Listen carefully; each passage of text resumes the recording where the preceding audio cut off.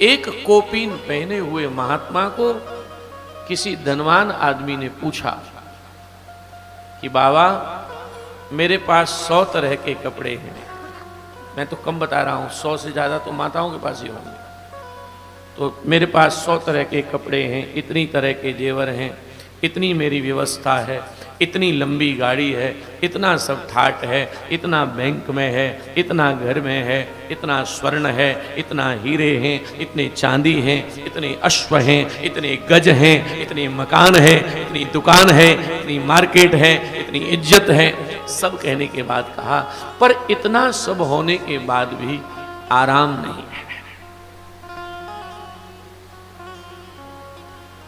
साधु एक लंगोटी में बैठा था और वो बहुत आराम में था। उस धनवान आदमी ने कहा कि बाबा हमें भी सूत्र बताइए, आपके चेहरे पर जो मुस्कुराहट है वो हमारे पर नहीं। साधु ने कहा इसका तो सीधा सीधा गणित है, आराम चाहता है? बोले हाँ बहुत चाहता हूं। तो बस एक ही सूत्र है। क्या? साधु ने बहुत अच्छा कहा, आराम की तलब है।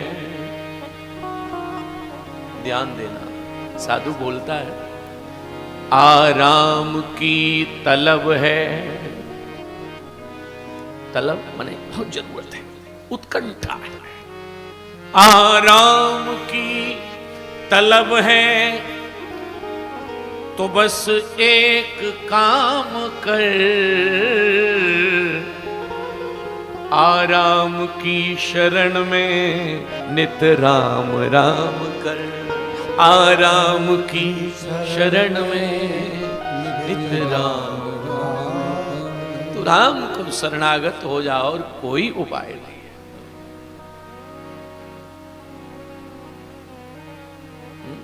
हम लोग जब जब दुखी होते हैं, भगवान न करे कि कोई दुखी हो, लेकिन जब जब दुखी होते हैं तब क्या कहते हैं? बोले अब दुनिया के लोगों ने तो सब गड़बड़ कर दिया, अब तो हे प्रभु आप आओ। क्या बोलते हैं नामदेव जी? भगवान आप आओ। अच्छा, जब हम भगवान को बुलाते हैं तो देखते कहां हैं? आप आओ। मैं आपसे प्रश्न कर रहा हूं, हम ऊपर से कहते हैं अब तो ऊपर से आएगा। कहां से आएगा? लाइट में से, छत में से। इस भ्रम को त्यागिए कि वो ऊपर से आएगा। प्रहलाद के लिए वो ऊपर से नहीं आया, खम्मे में से प्रकट हुआ। वो कहां नहीं है, इस भ्रांति को त्यागो। जहां हो वहां उस परमात्मा का स्मरण करो और फिर ऐसा कोई वस्तु, कोई जगह, कोई देश, प्रदेश, व्यक्ति नहीं है जहां भगवान आपको अपनी अनुभूति न करा दें। हमारे श्री भक्तमाल जी में लिखा है कि नाभाजी लिखते हैं कि हमारे जो नामदेव जी थे ना, भगत नामदेव, विठल विठल का कीर्तन करते हैं, बहुत मस्ती में रहते हैं। एक बार एक गांव में पधारे हुए, गांव में रात्रि उन्हें प्रवास करना था और जब प्रवास के लिए गांव में रुके तो गांव में कुछ दोनों तरह के सज्जन लोग और घटिया लोग। सज्जन लोगों से नामदेव जी ने कहा कि रात्रि विश्राम हमारे राम यहां करेंगे, प्रातः काल चले जाएंगे, ठहरने के लिए कोई जगह दीजिए। आहा, दुनिया के लोग बहुत स्वार्थी हैं साहब। सज्जनों ने तो कहा कि नामदेव हैं, भगत हैं, लेकिन दुर्जनों ने कहा कि अगर ये वास्तव में भगवान के भक्त हैं तो लाओ इनकी परीक्षा भी हो जाए। उस बस्ती में, उस गांव में एक पुराना घर था और उसमें एक प्रेत रहता था। ये सच्ची घटना है। उसमें एक प्रेत रहता था और वो प्रेत कई लोगों को मार चुका था। तो गांव के जो दुर्जन लोग थे उन्होंने कहा बाबा जी को उसी घर में रोकिए। तो लोगों ने कहा बाबा मरेगा तो तुम्हें क्या मिलेगा? बोले मिलेगा कुछ नहीं, बाबा असली होगा तो मरेगा ही नहीं, और नकली होगा तो नकली की जरूरत भी नहीं है। महाराज नामदेव जी ने अपने हाथ से सुपा की थे, अपने हाथ से टिकड़े बनाए ठाकुर जी के लिए, और वैष्णव थे, बिना भोग के महाराज प्रसाद नहीं पाते थे।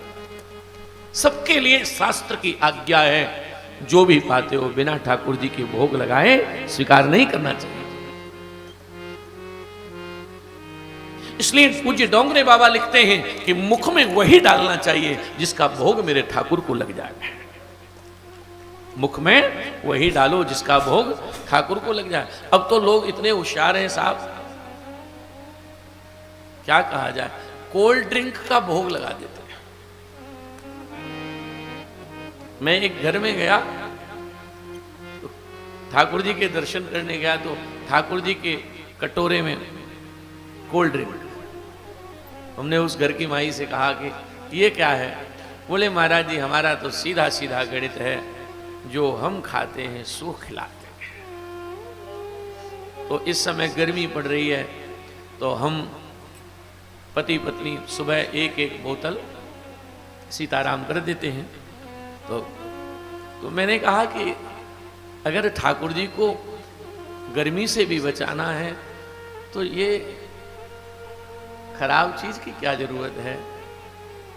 सुंदर दूध भगवान को है? उसमें चाहो तो थोड़ी बर्फ मिलाओ, केसर मिलाओ, फिर ठाकुर जी को शीतलता दो। और ध्यान रखो, ये हमारे नामदेव जी कई बार भावुकता में बड़ी प्रसन्नता करते हैं, तो हमारे प्रदीप जी के परिवार की प्रसन्नता करते हैं जहां मेरा निवास है, पर ये झूठी प्रशंसा नहीं करते। इनके यहाँ ठाकुर जी की जो सेवा है, हाँ?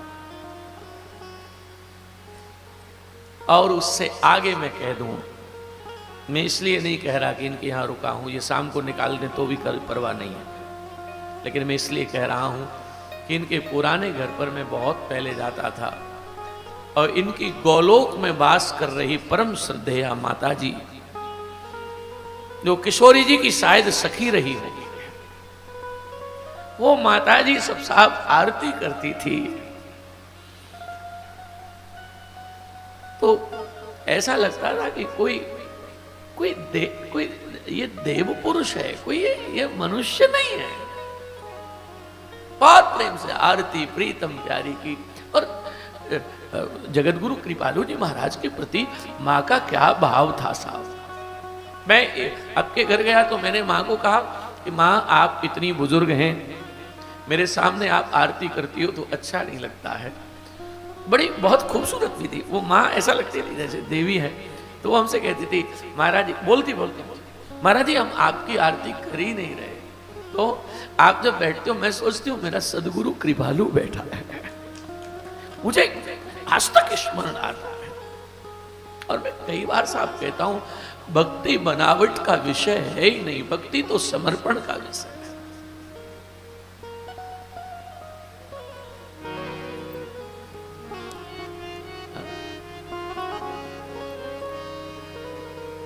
भात भरन से नरसी तर गए, भात भरन से नरसी तर गए, केवट चढ़ा के नैया, भात भरन से नरसी तर गए, केवट चढ़ा के नैया, सुआ पढ़ा मत गज का तर गई, सुआ पढ़ा मत गण का तर गए सदन कसैया, बजोरे मन प्रेम से राम रघुरैया, बजोरे मन प्रेम से राम रघुरैया, बजोरे मन प्रेम से राम रघुरैया, भजोरे मन प्रेम से राम रघुरैया। राघव को भजो, राम रघुरैया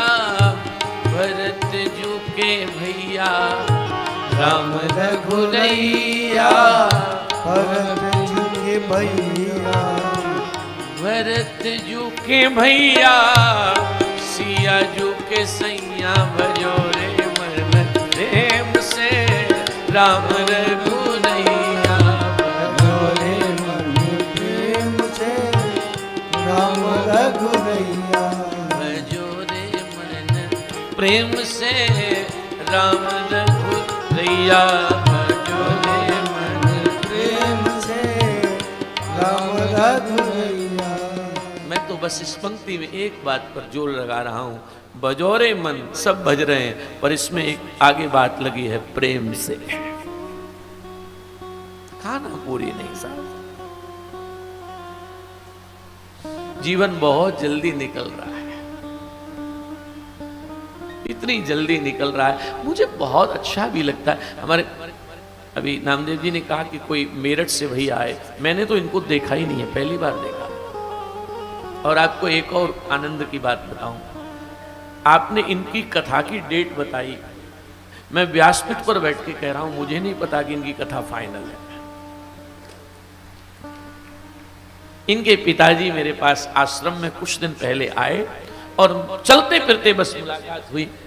बोले महाराज जी मुझे आपकी कथा करानी है, और अब इनका नाम आया तो मुझे स्मरण आया। तो मैंने कहा कि पंडित जी समय का थोड़ा अभाव है। बोले जब आप कहोगे तब करा लेंगे। इनका गांव है, मैंने कहा कि वहां व्यवस्था नहीं होगी, तो उन्होंने मुझसे कहा, मुझे अब याद आया जब इनका नाम, कि मेरा 90% लीवर खराब है। ऐसा है, 90% मेरा लीवर खराब है। और ब्राह्मण आदमी है तो ब्राह्मण बड़ा होशियार होता है। और बोले 10% जो ठीक है ना, वो आपके द्वारा कथा सुनने के लिए ठीक है। और मैं उनको, मैंने कहा चलो देखते हैं, लेकिन उन्होंने जब उनके पुत्र आए तो पता लगा डेट भी निकल गई।